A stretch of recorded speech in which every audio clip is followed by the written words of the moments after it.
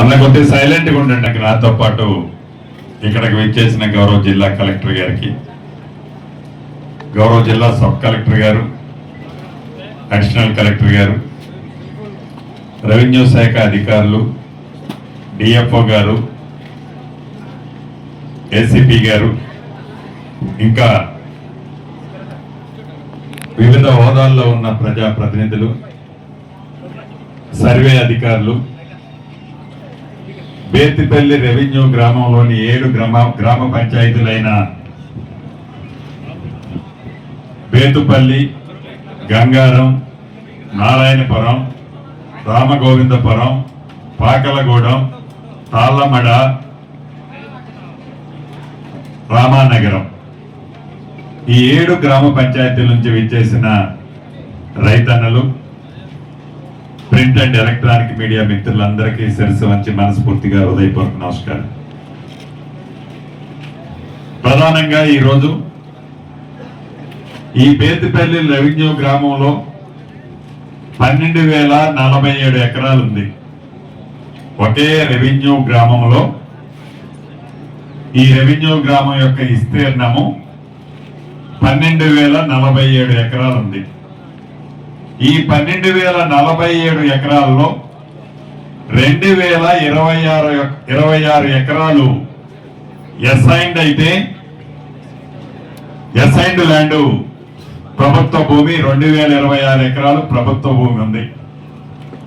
ఈ ప్రభుత్వ భూమిలో సుమారు 980-990 ఎకరాలు ఆనాడు ఇందిరమ్మ ప్రభుత్వంలో ఆ పేద కుటుంబ సభ్యులకి అఫీషియల్ గానే పట్టాలు ఇవ్వటం జరిగింది.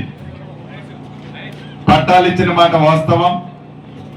ఇంకా అసైన్డ్ భూమి అనేది సుమారు 10,100 పైచిలుకు, 1000 ఎకరాలకు పైచిలుకు అసైన్డ్ భూమి కనపడాలి. ఇది కాకుండా ఇచ్చిన అసైన్డ్ భూమి ఎక్కడైతే 900 చిల్లర ఎకరాలు ఉందో దాంట్లో కూడా ఇందాక మిత్రుడు మా నాయకు చెప్పినట్లు, ట్రైబల్ నాయకు చెప్పినట్లు భూమిలో ఒక 50 సంవత్సరాలు 60 సంవత్సరాల నుంచి సాగు చేసుకుంటున్నారు.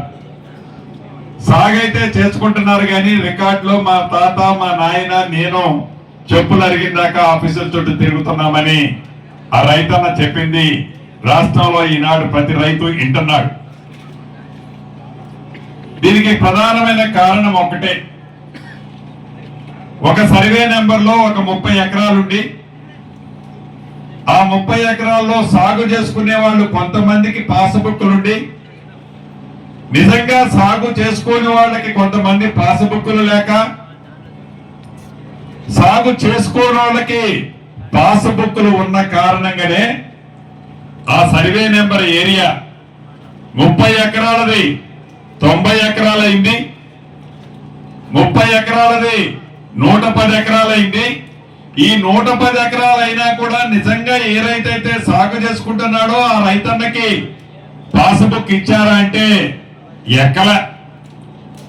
నిజంగా భూమి సాగు చేసుకునేవాడు చెప్పులు అరిగిందాక ఆఫీసుల చుట్టూ తిరుగుతున్నమాట నిజం.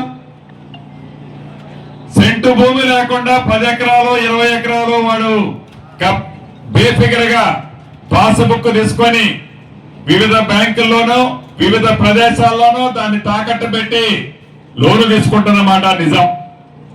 ఈ రెండూ కాకుండా గత ప్రభుత్వంలో రైతు బంధు, ఈ రైతు బంధు కార్యక్రమం మెయిన్ ఏజెండాగా అత్యధికంగా ఈ పాస్బుక్లు అనేవి ప్రమోట్ చేయబడ్డాయి. భూమి లేని వాళ్ళకి కూడా పాస్బుక్లు ఇవ్వటం జరిగింది. ఇది యథార్థం. దీన్ని అంతా దృష్టిలో పెట్టుకొని ఏదైతే నాగార్జున సాగర్ నియోజకవర్గంలో పైలట్ గా ఒక మోడల్లో అక్కడ ఒక 14 రెవెన్యూ గ్రామాలు సర్వే చేస్తే ఆ 14 రెవెన్యూ గ్రామాల్లో సుమారు 3,500 3,600 ఎకరాల భూమి, సర్వే నెంబర్ల కంటే ఎక్కువ భూమి పాస్బుక్లు ఇచ్చిన కారణంగా నిజంగా సాగులో ఉన్న వారికి, నిజంగా సాగు చేసుకునే రైతన్నకి పాస్బుక్ లో పేరు లేదు. సాగు చేసుకునే వారికి 10, 20, 30 ఎకరాలు రైతు బంధు కోసం కొత్త పాస్బుక్లు ఇచ్చారు.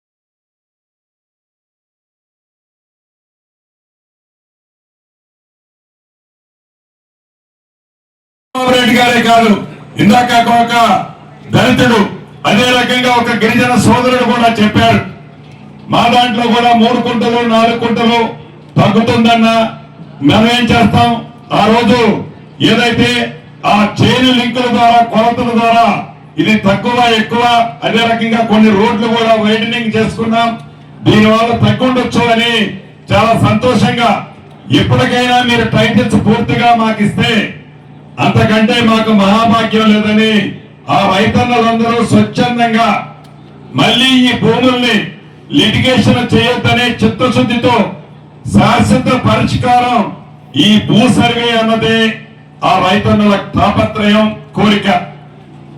ఏదో మొక్కుబడిగా గతంలో లాగా సర్వే చేయడం కాదు, ఇదేదో అర్ధరాత్రి నేను హోమ్ ఫండ్ అంటే అయిపోయేది కాదు. ఏదైతే ఈ రోవర్స్ ఒక ప్రణాళికాబద్ధంగా ఈనాడు ఈ రెవెన్యూ శాఖ ఒక మహత్తరమైన కార్యక్రమంగా చేపట్టి ఒకేసారి కాకుండా రాష్ట్ర వ్యాప్తంగా ప్రతి జిల్లాలో మొదటి విడత 70 గ్రామాలు తీసుకోవాలని అనుకున్న పద్ధతి ప్రకారం రాష్ట్ర వ్యాప్తంగా ప్రతి జిల్లాలో ఇప్పటికే 20-25 గ్రామాలలో గ్రామ సభలు నిర్వహించుకొని ఆ గ్రామ సభల ద్వారా ప్రతి రెవెన్యూ గ్రామానికి సంబంధించిన బోర్డర్లు కొన్ని ఫిక్స్ చేసుకొని సర్వేలు కూడా స్టార్ట్ అయ్యాయి. చాలా అద్భుతమైన ఫలితాలు, ఫీడ్బ్యాక్ వస్తుంది. 1-2% ఎక్కడున్న రైతన్నలు ఉద్దేశపూర్వకంగానో అన్నదమ్ముల పంచాయతీలతోనో ఇతరత్ర కొన్ని శతాబ్దాలుగా వాళ్ళ పంచాయతీ కోర్టులో ఉన్న కారణంగానో సెటిల్ చేసుకోలేంది 1-2% మిగలొచ్చు. మిగిలిన మెజారిటీ 98-97% ల్యాండ్ ఏదైతే ఉందో మొదటి విడత రాష్ట్ర వ్యాప్తంగా ప్రతి జిల్లాలో 70 గ్రామాలు, అదే రకంగా ఎవరీ 6 months ఒకసారి చొప్పున 70 చొప్పున నా లెక్క ప్రకారం అయితే ఒక 1.5 year లోపే రాష్ట్ర వ్యాప్తంగా వ్యవసాయ భూమి సర్వేతో పాటు అబాదీ ప్రాపర్టీస్ అంటే ఏదైతే రెసిడెన్షియల్ ఏరియాస్ ఉన్నాయో, ఇప్పుడు మనం నారాయణపురం సత్తుపల్లి నారాయణపురంలో ఉన్నాం. ఈ సత్తుపల్లి నారాయణపురం గ్రామం కొంత ప్రాంతంలో ఉంది. ప్రతి రైతు సొంత ఇల్లు ఒకటి కట్టుకొని అది 2 కుంటలు 5 కుంటలు 10 కుంటలు పెరడుతో కలిపి ఒక 20 కుంటలు భూమి ఉండొచ్చు. దాన్ని కూడా సపరేట్ సర్వే చేసి ప్రతి పార్సిల్ గా ప్రతి రైతన్నకున్న పాకెట్ ని ఒక పార్సిల్ గా ఐడెంటిఫై చేసి కోఆర్డినేట్స్ తో ఒక మ్యాప్ ఇస్తూ ఆ మ్యాప్ ప్రకారం వాళ్ళకి పూర్తి హక్కులతో కూడిన వారి భూమికి సంబంధించిన టైటిల్స్ ఇవ్వాలన్నదే ఈ ప్రభుత్వం యొక్క ఆలోచన. దానికి శ్రీకారమే ఈ రోజు బేతిపల్లి రెవెన్యూ గ్రామంలో యుద్ధ ప్రాతిపదిక మీద మన అధికారులు, నా రెవెన్యూ శాఖ అధికారులు చిత్తశుద్ధితో చిన్న అవకతవకలు కూడా జరగకుండా రాత్రి పగలు అనకుండా ఫుల్ ఫోకస్ పెట్టి ఈ రెవెన్యూ గ్రామాన్ని మొదటి విడతగా పూర్తి చేయాలని తపనతో పనిచేస్తున్నారు. ఉండొచ్చు సర్వే చేసేటప్పుడు అన్నం తినేటప్పుడు 1-2 మెతుకులు జారొచ్చు. సర్వే చేసేటప్పుడు ఎక్కడో 1 కింద చిన్న పొరపాట్లు జరిగిన మరుసటి రోజు వచ్చినప్పుడు 3వ రోజు వచ్చినప్పుడు ఆ రైతన్న నాకు ఇక్కడ సమస్య జరిగింది, నా గట్టి ఇక్కడ కాదు ఇంకా 5 అంగుళాలు అవుతుంది అంటే తప్పకుండా నా సర్వే అధికారులు దాన్ని కోఆపరేట్ చేస్తారు. కోఆపరేట్ చేయడమే కాదు, సాయంత్రం వరకు వెళ్తున్నంత వరకు సర్వే చేస్తారు. సాయంత్రం లైట్ ఫెయిల్ అయిన తర్వాత సర్వే ఆ రోజు ఏదైతే చేశారో దాన్ని కంప్యూటరీకరణ చేసుకుంటున్నారు. అంతేకాదు ఒక 25 నుంచి 30 రోజుల టైము నోటిఫికేషన్ టైం ఉంటుంది. సర్వే అయిన తర్వాత యాజ్ పర్ రెవెన్యూ రూల్స్ ప్రకారం